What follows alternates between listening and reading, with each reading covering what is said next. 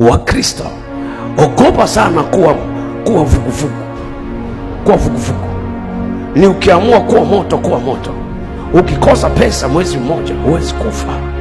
Huko kwenye safina, Nuhu alikaa siku 40 kwenye safina. Unasema mtumishi, unaongea kitu gani?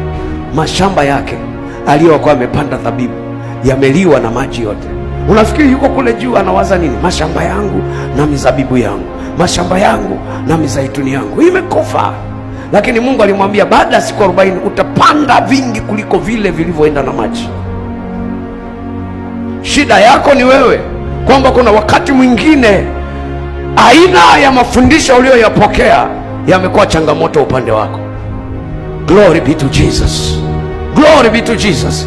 Lakini kitu cha msingi cha kutunza, hata kama unapita kwenye kikombe kiasi gani, usijione mdudu, jione mwanadamu. Sawa sawa. Kuna watu wakipita kwenye dhiki za wanaacha na lotion pembeni, wanaanza kukologa mikaa, wanajipaka heti ili waweze kuonekana kabisa kwamba kila kitu kimeshaharibika. Kwa hiyo anakoroga mikaa, akioga paki mafuta, akivaa nguo anageuza. Yani ameshasemeshwa yeye ni mdudu.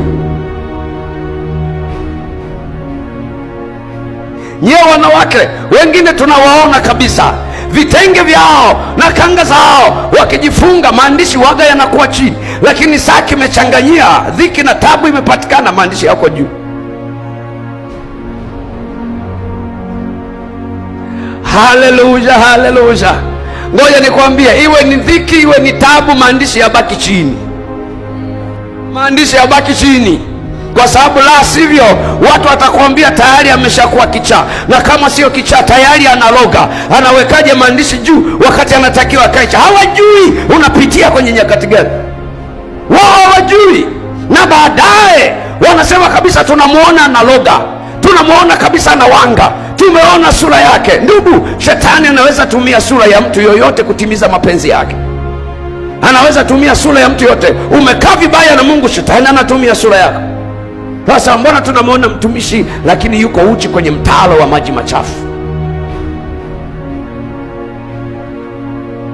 Anayejua uhalisia wa mambo ni mtu anayepitia kipindi chake, na ni wakati wa makelele mengi sana. Kila makelele utasikia.